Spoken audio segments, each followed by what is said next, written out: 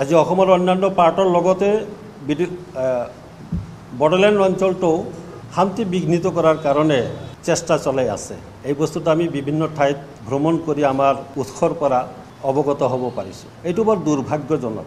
ইয়াৰে স্থায়ী নাগৰিক আমাৰ পূৰ্বপুৰুষসকল ক'ত সেই ব্ৰিটিছ আমলতে আহি পাইছে। ভাৰতৰ স্বাধীনতা আন্দোলনত আমাৰ পূৰ্বপুৰুষসকলে কিমান কুৰ্বানী কৰিলে, কিমান ত্যাগ স্বীকাৰ কৰিলে। আজি এইটো দলে এই সংখ্যালঘু মুছলিম সম্প্ৰদায়ৰ মানুহক বাংলাদেশী বিদেশী বুলি আখ্যা দি কিমান যে লাঞ্ছনা বেইজ্জতি কৰি আছে। এই দুখ, এই বেদনা আমাৰ সহ্যৰ বাহিৰত চলি গৈছে। আমি BTADৰ ৰাজনৈতিক মূল দুটা দল আছে। এই দল দুটাই আমাক কিন্তু এনেকা বেইজ্জতি কৰা নাই, আমাক যথেষ্ট সন্মান দিছে বুলি আমি উপলব্ধি কৰিছোঁ।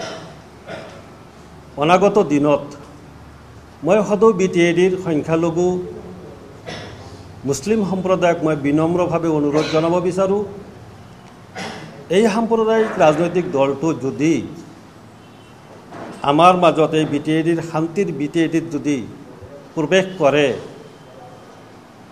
আমাৰ BTRৰ এই যেটা মিলাপ্ৰীতিৰ এটা সৌন্দৰ্য, এই সৌন্দৰ্য মানে বিনষ্ট হ'ব।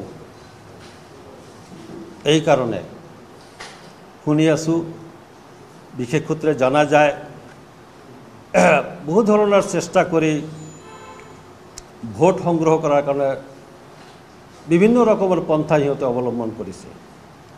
মই আপোনালোকৰ জৰিয়তে আমাৰ সদৌ BTADৰ সংখ্যালঘু সম্প্ৰদায়ক মই অনুৰোধ জনাম, যিসকলে আমাক বেইজ্জতি কৰিছে, আমাৰ পূৰ্বপুৰুষসকলৰ কুৰ্বানীক ত্যাগক অস্বীকাৰ কৰিছে, সেইসকলৰ লগত আমাৰ কোনো ধৰণৰ আপোচ হ'ব নালাগে।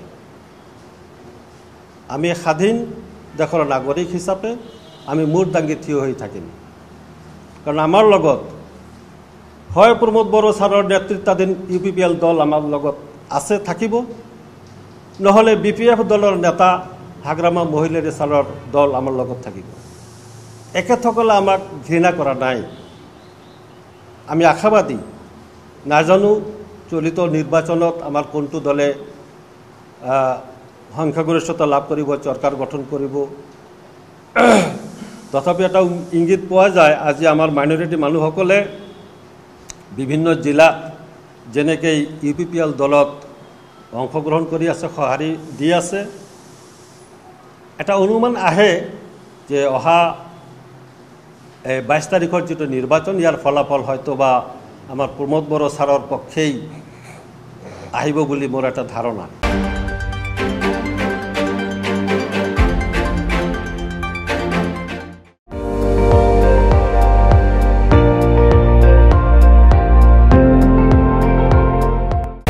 আপুনি চাই আছে ND24, সৰ্বশ্ৰেষ্ঠ নহয়, সৰ্বোত্তমৰ দৌৰ।